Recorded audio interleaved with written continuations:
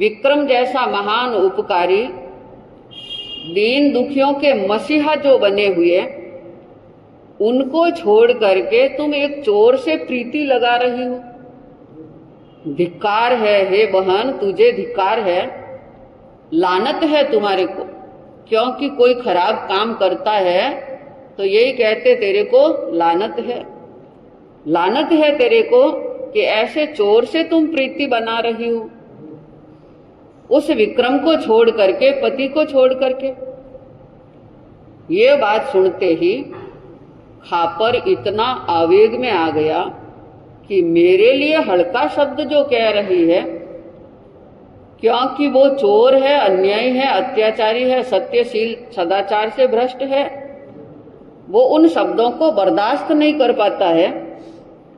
खापर सुनकर खंगले लपक्यो ललना और, मोढिंग मांड्यो ढोंगते देसो मस्तक तोर। मो आगे विक्रम जिसा रुले हजारों रंक, शोभा कर रही सामने निंदे मुझे निशंक। नंगी तलवार लेकर के सामने आया कि मैं अभी तुझे मजा चखाता हूँ कि मेरे सामने तुम किसकी बड़ाई जो कर रही हो, मेरे सामने ढोंग रचने का काम कर रही हो। अभी मस्तक और सिर और धड़ अलग करने में मैं समय नहीं लगा सकता। वो जो विक्रम मेरा दुश्मन है उसकी तुम बड़ाई कर रही हो। विक्रम के जैसे रंक भिखारी तो मेरे पैरों में ही रुलते हैं, ऐसों की मैं परवाह करने वाला नहीं हूं। मेरे सामने उनकी प्रशंसा जो कर रही हो और मेरी निंदा जो कर रही हो, यह मैं बर्दाश्त करने वाला नहीं। इसका मजा अभी मैं तेरे को चखा देता हूं। पाला खड़ा खड़ा देख रहा है। वो पाला कौन है? विक्रम है और खापर का भाणेज बना हुआ है पाला के रूप में।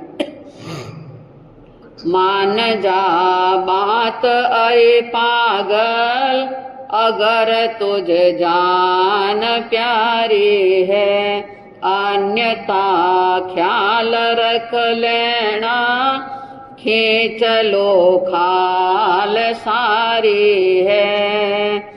खड़ा तलवार ले नंगी, छेल के सामने जाकर, बचन बेढंग का बोले, आस जिसकी करारी है। चटक से चेल भी बोली, अरे निर्लज क्या बकता, मुझे खौफ नहीं मरने का, धर्म की शरण धारी है। मालवाधीश से बढ़कर आज तो इंद्र भी है ना, करे क्या होड़ तो उसकी, लबारी चोर जारी है। मरूंगी सील के ऊपर, भले सतखंड कर तन का, हटो ना एक तिल भर भी, प्रतिज्ञा जो विधारी है। चोर सुन रीस ला करके, पकड़ वैणी बकारी है। झपट से आय कर पाला, अर्जी ऐसी गुजारी है। मामा जी है न मुझ इच्छा, ऐसी औरत से तिल भर भी, छोड़ दो व्यर्थ का झगड़ा, करे क्या बुद्धि विसारी है। बड़े खामोश खाते हैं, नहीं जालिम कत्ल करना। 4 हत्या में यह भी है, आप तो महत्वशाली है। छुड़ा दी चेल को चटके, भगी सा महल के अंदर। भूपति सोचता दिल में, अरे मुझको धिकारी है। रत्न को कांच में जाना, कांच को रत्न माना है। ढाल 36 में छेवट, हुआ निर्णय रसारी है।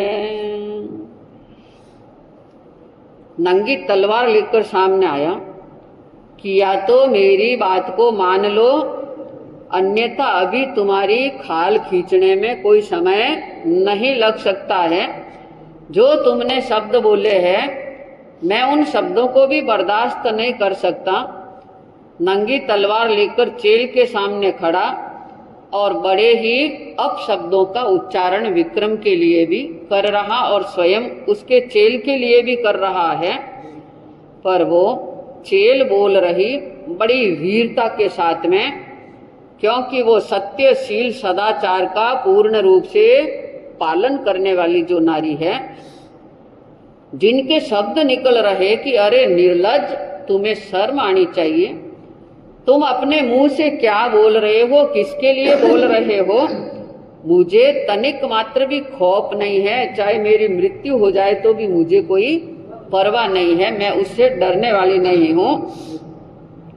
मेरे लिए मालवाधीश से बढ़कर और कोई भी नहीं हो सकता, विक्रम से बढ़कर मेरे लिए और कोई नहीं। चाहे इंद्र भी सामने क्यों ना आ जाए, पर वो भी मेरे सामने हार खा करके यहाँ से जाएगा। विक्रम ही सबसे श्रेष्ठ मेरे लिए, क्या तुम उनकी होड़ कर सकते हो? एक चोर हो, लबारी हो, दुष्टी हो, अनेकों को दुख देने वाले हो, कहाँ विक्रम है और कहाँ तुम हो? कितनी वीरता से शब्द निकल रहे, क्योंकि जो अपने शील धर्म पर दृढ़ रहता है वो किसी से डरने वाला नहीं होता। वो अपनी बात आन शान को समझने वाले कि तुम मेरे सामने ऐसी बात जो कह रहे, लेकिन तेरा वश तनिक मात्र भी यहाँ पर चलने वाला नहीं।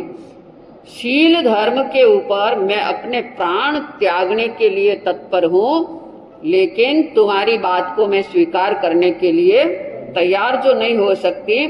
एक तिल मात्र भी मेरे मन में कोई बुरे विचार नहीं आ सकते।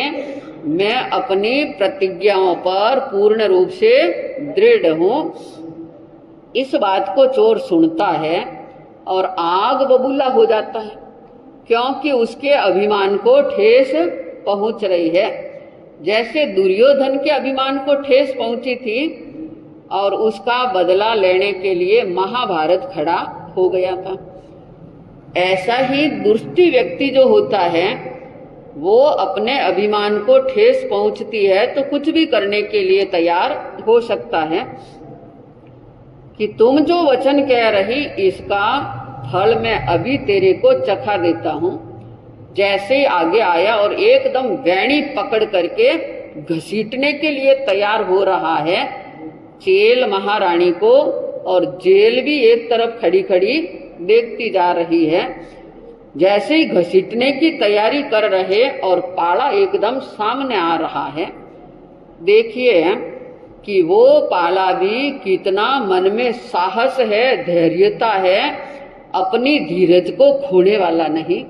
अगर कोई कच्चा पोछा इंसान होता और इस तरह से देख ले तो साक्षात अपने आप प्रकट हो जाता वहां पर वो समय को समझने वाला है कि अगर अभी मैं प्रकट यहाँ पर हो गया तो जितनी मेहनत मैंने जिसके लिए की है वो कामयाब होने वाली नहीं है।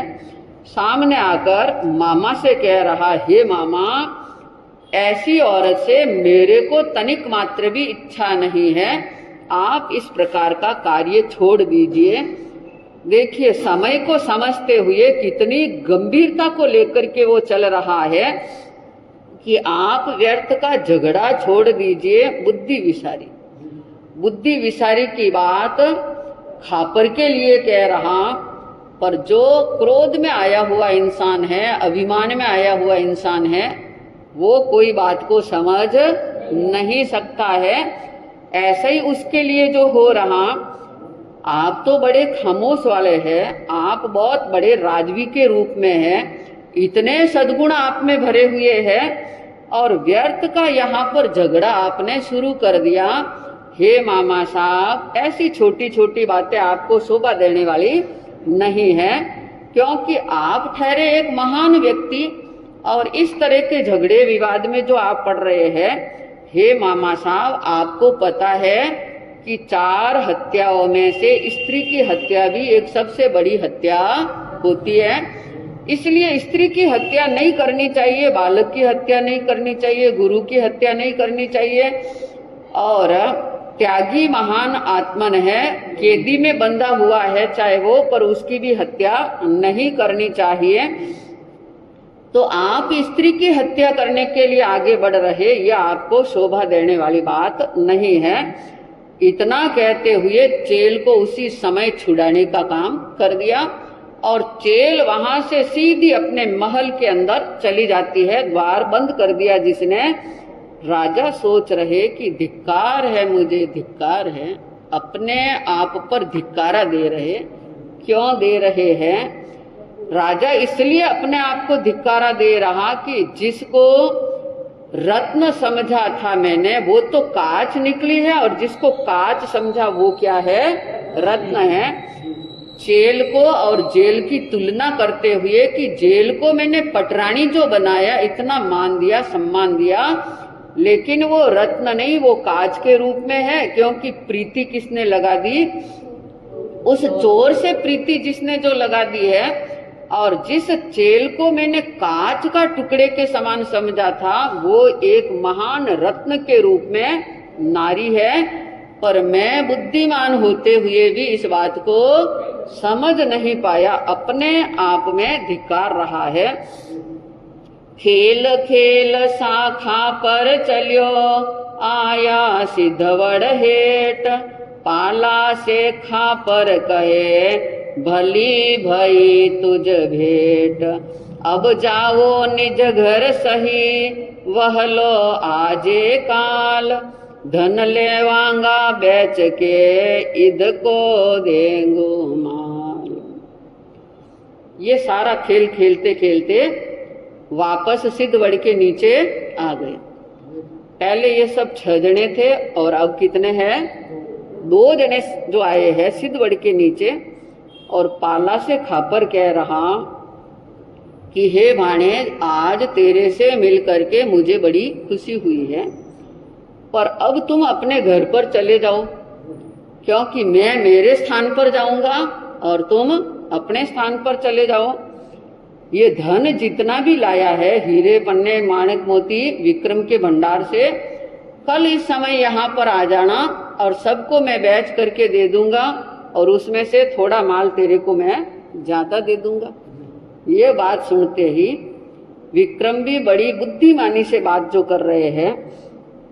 मामा छो पूरा होशियार, काडो दरवाजा थी बार, घर को आंगन भी दुसवार, तुम तो नहीं देखवा दिनो, पोंजे घटे छतीर। साचा सत्यवंत जन सेवक, विक्रम भूपति रे। देखण मामी की थी चाय, आडी करली थे अंतराय, जाण्यो मामी ने भोलाय, पालो ले जासी धन माल, हाल तृष्णा की तीर। सच्चा सत्यवंत जन सेवक विक्रम भूपति रे। सुनते सुनते नींद आ रही है, सावधान हो जाओ। क्या सुना अभी? पाला कह रहा कि मामा साहब आप तो बड़े होशियार निकले हो। ऐसे होशियार निकले कि दरवाजे के पास आकर के भाणेज को धक्का दे रहे हो, निकाल रहे हो यहाँ से। घर का आज दिन तक आपने आंगन नहीं दिखाया मेरे को। मेरे घर पर तो आप हमेशा आते हो, भोजन करके भी जाते हो, पर आपने कभी मेरे को बुलाया नहीं। और अब घर आंगन के पास में आया तो यहाँ से वापस आप निकाल रहे हैं मुझे। लगता है आप बड़े होशियार हो, कहीं पूंजी आपकी न घट जाए ऐसा विचार है। मेरी इच्छा है कि मैं मामा को तो देख लिया पर मामी को भी देखना चाह रहा हूँ, पर आप अंतराय डाल रहे हो।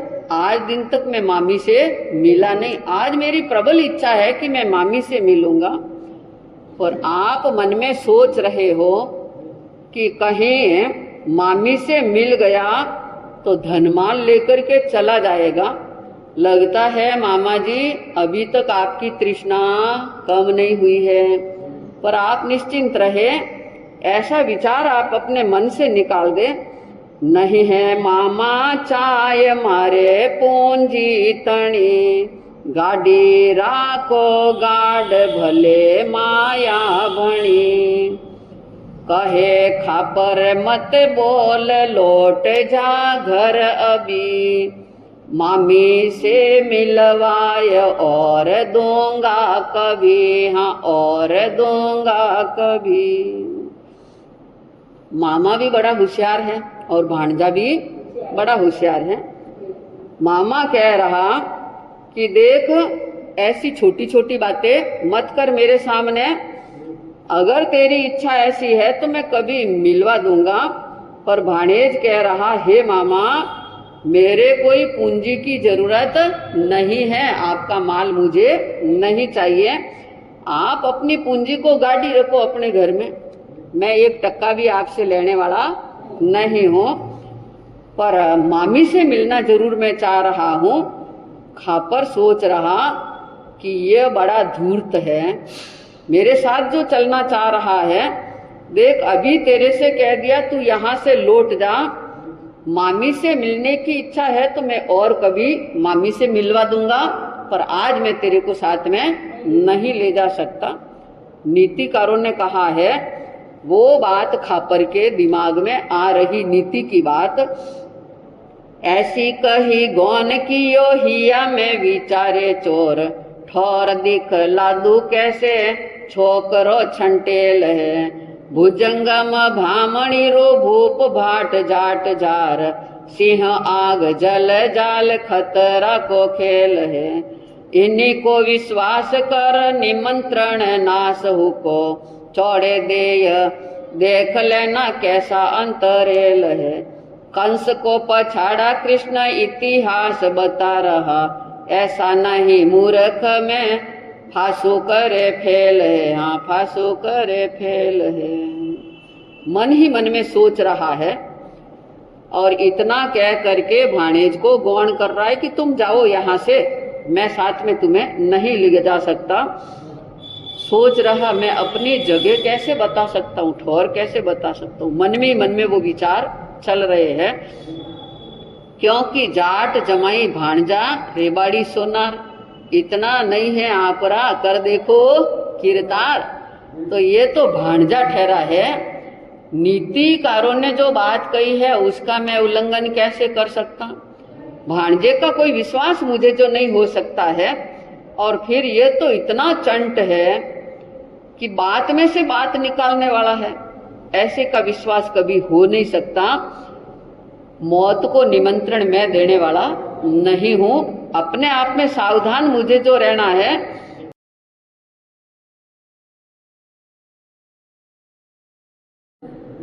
तो सबसे पहला जो श्रावक होने के लिए जो मूल प्राथमिक गुण यानी कि जो प्राइमरी नेसेसिटीज हैं वो पहला गुण बताया है गंभीरता, यानी कि जो व्यक्ति है, धर्म को धारण करने वाला है, उसको गंभीर होना चाहिए। जो व्यक्ति गंभीर नहीं है, गहरे पेट का नहीं है, यानी कि पानी नहीं खटता, बात भी नहीं खटती है उसके पेट में, तो वह व्यक्ति जो है वो धर्म को धारण नहीं कर सकता, योग्य नहीं हो सकता। गंभीर व्यक्ति के लिए सागर की उपमा कही है, सागर सम गंभीरा। अरिहंतों को, तीर्थंकरों को हम संबोधित करते हैं, उनके अनेक गुणों का बखान करते हैं, तो उनको सागर वर गंभीरा कहते हैं कि सागर के समान गंभीर। क्योंकि आप जानते हैं कि सागर रत्नाकर कहलाता है। सागर के अंदर अनेक मोती माणक होते हैं, बहुमूल्य हीरे जवाहरात भी होते हैं, कीमती रत्न उसके अंदर होते हैं, लेकिन सागर इतना गंभीर होता है कि कभी वो उछलता नहीं है, कभी रत्नों का प्रदर्शन करता नहीं है, अपनी मर्यादाओं को तोड़कर वो बहने का काम नहीं करता, कि इस तरह नहीं बहता कि उसके किनारे जो वृक्ष लगे हुए हैं उनको समूल उखाड़ फेंकूं। वो इतना गंभीर होता है। इसी तरह से जो व्यक्ति गंभीर होता है वो भी अपने आश्रितों का नुकसान नहीं करता, वो अपने गुणों का प्रदर्शन भी नहीं करता। अब समुद्र में आकर अनेक नदियां मिलती हैं, अनेक तरह के सामान, कचरा भी लेकर आती हैं, सब कुछ लेकर आती हैं, लेकिन वो समुद्र कभी शिकायत नहीं करता कि अरे तुम इतना कचरा क्यों लेकर आई, आ गई, समाहित हो जाती। ठीक उसी प्रकार जो व्यक्ति गंभीर होता है, उसके सामने अगर कोई ओछी प्रकृति का व्यक्ति भी आ जाए, कोई ऐसी हल्की बातें करने वाला भी हो जाए, तो भी गंभीर व्यक्ति जो है उसको धिक्कारता नहीं, उसको अपमानित नहीं करता, सुन लेता है, चुपचाप सुन लेता है, लेकिन उसके जैसा व्यवहार उसके साथ वो नहीं करता। वो अपनी मर्यादाओं को जानता है, अपनी हद को जानता है, अपनी परिधि को जानने वाला होता है, अपनी सीमाओं को लांघने का वो प्रयास नहीं करता। ऐसा व्यक्ति जो है वो सागर के समान गंभीर होता है। अभी गणेश चतुर्थी मनाई आपने, गणेश का, विनायक जी का विसर्जन भी किया। भले ही किसी भी धर्म को मानने वाला हो, लेकिन फिर भी सबका आदर समन्वय की नीति से करते हैं। कुछ न कुछ हमें ग्रहण करने को मिलता है। तो कहते हैं कि अगर आप कभी गणेश जी की प्रतिमा को ध्यान से देखो, गौर से देखो, तो उनकी आंखें बहुत छोटी छोटी हैं, पेट बहुत बड़ा है, उदर बहुत बड़ा है, और पेट बड़ा होने का मतलब यही है कि छोटी आंखें जो हैं वो सूक्ष्म दृष्टि की परिचायक होती है। यानी कि हमारी जो दृष्टि है वो बड़ी सूक्ष्म होनी चाहिए, हमें दूर की भी दिखाई देनी चाहिए। जो कोई बात कर रहा है उसके ऊपर हमारी नजर बड़ी पैनी रहनी चाहिए कि कौन व्यक्ति क्या कर रहा है, क्या बोल रहा है। ये तो हमारी छोटी आंखों का मतलब है। गणेश जी की छोटी आंखें कि बड़ी सूक्ष्म दृष्टि से देखना, हर बात की तह तक जो है हमारे को देखने का अभ्यास करना। लेकिन वो जो बड़ा पेट है, उधर जो है बड़ा, वो उनकी गंभीरता का परिचायक है, खाली खाने का परिचायक नहीं है कि मोदक का थाल आ गया। विनायक जी की स्थापना करते हैं तो मोदक का थाल भी रखा जाता है और सोचते हैं कि ये सारा मोदक गणेश जी जो हैं, बड़ा पेट है, इनको ज्यादा चाहिए। लेकिन ये बड़ा पेट जो है वो इस बात का परिचायक नहीं है। बड़ा पेट का मतलब है कि व्यक्ति को बड़े पेट वाला, गहरे पेट वाला होना चाहिए कि उसको हर एक की बात जो है वो अंदर पचनी चाहिए। खाना जैसे पचता है, भोजन जैसे पचता है, वैसे वो बात भी, किसी का भेद हो, किसी का रहस्य हो, किसी की मर्मकारी बात हो, वो सारी की सारी बातें जो हैं वो अंदर समाहित होनी चाहिए, पच जानी चाहिए। ये नहीं कि अभी यहाँ पे कुछ घटना घटी, अभी कोई बात हुई, आपने सुनी, बाहर से कोई आया, उसने कुछ बात करी, तो आपके पेट में वो अजीर्ण होना शुरू हो जाता है कि पता नहीं ये प्रवचन कब खत्म हो, कब बाहर जाके जो मैं ये बात को फैलाऊं।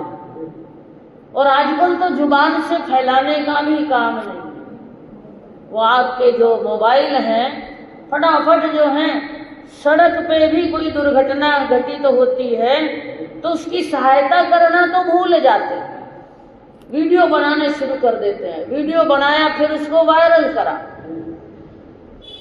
और अपने आप में साथ में जो है सेल्फी लेना कि देखो सबसे पहले इस घटना का प्रचार प्रसार करने वाला मैं हूं।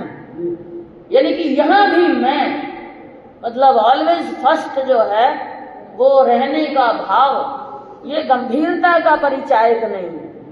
गंभीर व्यक्ति जो होता है, गहरे पेट का जो व्यक्ति होता है, वो समय के अनुसार काम करता है। अब दुर्घटना घटी, कोई खून बह रहा है, चोट लगी है, उसको पहला कर्तव्य बनता है उसका उपचार कराना। उपचार को भूल जाते हैं, वीडियो बनाने लग जाते हैं। गंभीर व्यक्ति ऐसा नहीं करता है। गंभीर व्यक्ति मौके की नजाकत को समझ के चलता है। वो दूसरे व्यक्तियों के लिए किसी भी प्रकार का जो दानवी वृत्ति, पाशवी वृत्ति जो है वो पशुता लाने वाला नहीं होता है।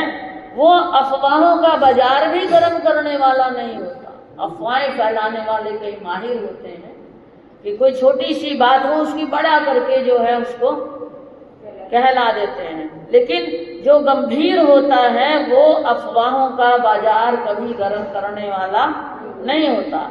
ये काम तुच्छ व्यक्ति करता है, अगंभीर व्यक्ति करता है। किसी भी अफवाह को सुन भी लेता है तो पहले उसकी सत्यता पर वो तह तक जाता है कि इस बात को मैं किसी दूसरे कान तक पहुंचाऊं के नहीं पहुंचाऊं। तो गंभीर व्यक्ति जो है वो किसी के संदर्भ में अगर कोई हल्की बात सुन भी लेता है तो बहुत जल्दी से वो विश्वास भी नहीं करता। हल्की बात सुन ली लेकिन उस पर तुरंत में विश्वास नहीं करता, रिएक्शन नहीं करता, उसका जो प्रतिकार है वो नहीं करता है, और लोक में फैलाने की बात तो बहुत दूर की होती है। ये गंभीर व्यक्ति का काम होता है। और सबसे बड़ी बात है कि जो तुच्छ व्यक्ति होता है, ओछा व्यक्ति होता है, वो जुबान पलटता रहता है, बार बार पलटता है जुबान, उसकी वाणी का संयम नहीं है। अभी कुछ कहा और वहां से यहाँ से बाहर जाने तक जो है उसकी बात पलट जाएगी। मैंने तो ऐसे कहा ही नहीं, मैंने कहा ही नहीं। जबकि जो गंभीर व्यक्ति होता है वो आज भी वही बात पर कायम रहेगा और 10 दिन के बाद भी उसी बात पे वो कायम रहेगा कि नहीं, जो मैंने कहा है वो लोह की लकीर है। ये गंभीरता का पहचान होती है।